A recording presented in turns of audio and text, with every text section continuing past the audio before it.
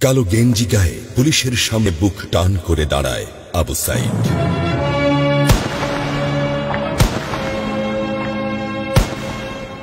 Police তাকে রক্ষা করার বদলে গুলি করে। ঠাস ঠুস কয়েকটা গুলির মধ্যে একটা গুলি লাগে তার কোমরে। খানিকটা ভাঁজ হয়ে যায় শরীর। সম্ভবত সে বুঝতে পারে নাই। ঘাড় ঘুরিয়ে কোমর দেখার চেষ্টা করে একবার, তারপর আবার আগের মতো আবার দুই হাত প্রসারিত করে সিনা টান করে দাঁড়ায়। ডান হাতে ছোট্ট একটা লাঠি। বিশ্ববিদ্যালয়ের প্রধান ফটকের পাশে বেশ কয়েকজন পুলিশ, হাতে রাইফেল, রাইফেলের তাজা গুলি, আবারও গুলির শব্দ। পরে গুলিটা কোথায় লাগলো বোঝা গেল না। তবে আবু সাইদ টলছে। পড়বে পড়বে ভাব, কিন্তু সে সোজা হয়ে দাঁড়ানোর চেষ্টা করছে। গুলি খাওয়ার আগে ফেসবুকে তার শেষ পোস্ট ছিল, যতদিন বেঁচে আছেন মেরুদণ্ড নিয়ে বাঁচুন। সেজন্যই হয়তো গুলি খাওয়ার পরও সোজা হয়ে দাঁড়াতে চাইছিল, কিন্তু পারছিল না। আবু সাইদের মেরুদণ্ড সোজা থাকলেও শরীরটা মাটির দিকে ক্রমশ ঝুলে পড়ছিল। সবুজ জামা পরা বন্ধু এগিয়ে আসে, পুলিশের গুলির ভয় ডর পাশে রেখে আবু সাইদকে ধরে।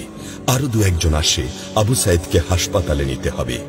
আবু সাইদ হাঁটতে পারছে না, শরীর ছেড়ে দিচ্ছে। 4-5 জন হাত পা ধরে শূন্যে তোলে। আবু সাইদ ঝুলছে আর রক্ত পড়ছে টপ টপ টপ। যে আবু সাইদ কিছুক্ষণ আগেও বুক চিতিয়ে দাঁড়িয়ে কোটা সংস্কার আন্দোলনে নেতৃত্ব দিচ্ছিল, সে এখন শূন্যে ঝুলছে, যেভাবে ঝুলছে মেধাবীদের ভাগ্য। রাত 10টার আগেই বাড়িতে যাওয়ার কথা ছিল আবু সাইদের। মা অপেক্ষা করছে, বোন অপেক্ষা করছে। তখনও তারা জানে না আবু সাইদের মৃত্যু সার্টিফিকেট লিখছে কর্তব্যরত ডাক্তার।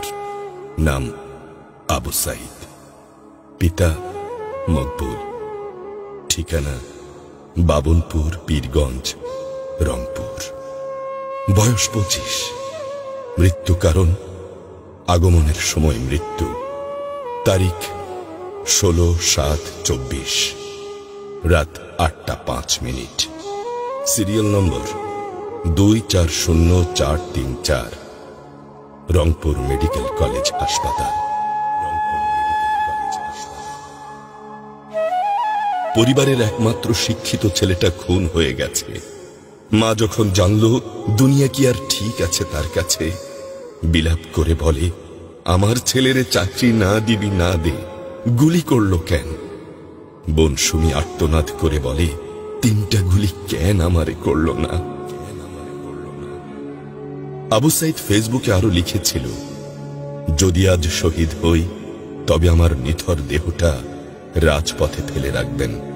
ছাত্র সমাজ যখন বিজয় মিছিল নিয়ে ঘরে ফিরবে, তখন আমাকেও বিজয়ী ঘোষণা করে দাফন করবেন। একজন পরাজিতের লাশ কখনো তার মা বাবা গ্রহণ করবে না।